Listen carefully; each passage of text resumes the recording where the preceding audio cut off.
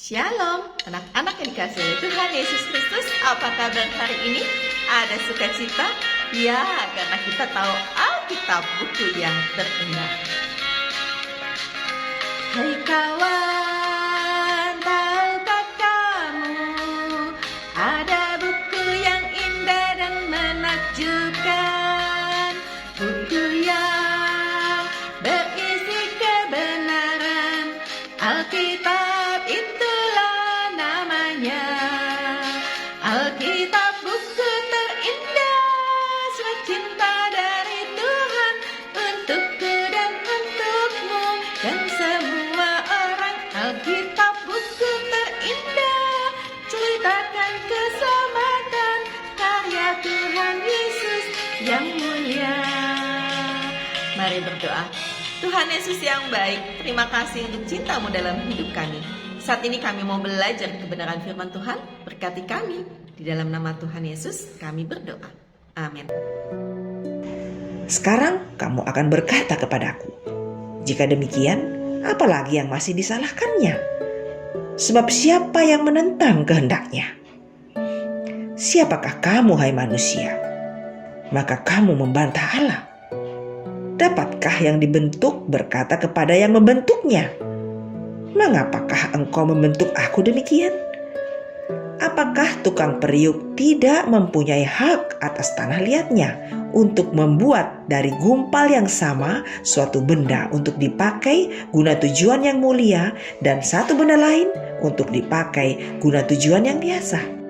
Jadi, kalau untuk menunjukkan murkanya dan menyatakan kuasanya, Allah menaruh kesabaran yang besar terhadap benda-benda kemurkaannya yang telah disiapkan untuk kebinasaan. Justru untuk menyatakan kekayaan kemuliaannya atas benda-benda belas kasihannya yang telah dipersiapkannya untuk kemuliaan, yaitu kita yang telah dipanggilnya bukan hanya dari antara orang Yahudi, tetapi juga dari antara bangsa-bangsa lain, seperti yang difirmankannya juga dalam kitab Nabi Hosea. Yang bukan umatku akan kusebut umatku, dan yang bukan kekasih, kekasih.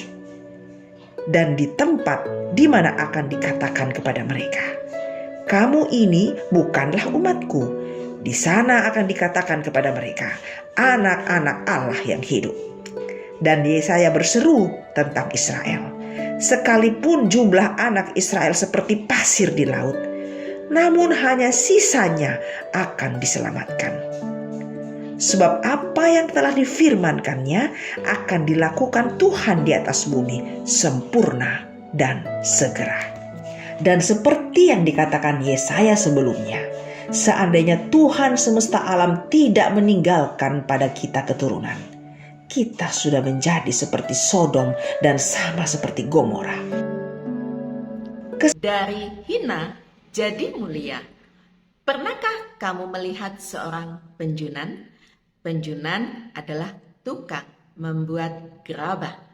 Ia mengambil segumpal tanah liat, meletakkannya di atas piringan berputar, lalu membentuknya jadi benda yang indah. Misalnya kendi, mangkok, atau vas bunga. Tuhan itu seperti penjunan dan kita adalah tanah liatnya. Kamu hanya seonggok tanah liat yang tidak berharga. Tapi Allah mengubahmu menjadi anak yang mulia dan berharga. Maka kamu harus lakukan sekarang adalah taat kepada Allah. Biarkanlah Allah membentukmu sesuai dengan kehendaknya. Anak-anak yang dikasihi oleh Tuhan Yesus Kristus, tahukah kamu penjunan adalah pembuat barang-barang dari tanah liat? Pada zaman Alkitab ditulis, pekerjaan ini sangat penting dalam kehidupan sehari-hari. Tak heran orang-orang zaman itu sangat mengerti bagaimana cara membuat mangkok, tempayan, dan barang-barang lain yang dipakai untuk tujuan yang baik. Itu sebabnya pekerjaan sang penjunan ini sering dipakai para nabi untuk menjelaskan tentang kebenaran rohani. Mari berdoa. Tuhan Yesus yang baik, terima kasih karena Engkau adalah penjunan dan kami tanah liatnya. Bentuk kami sesuai dengan kehendak-Mu. Di dalam nama Tuhan Yesus kami berdoa. Amin. Anak-anak yang dikasih oleh Tuhan Yesus Kristus, kita tanah liat yang dibentuk Allah untuk menjadi indah, cantik, dan dapat dipakai.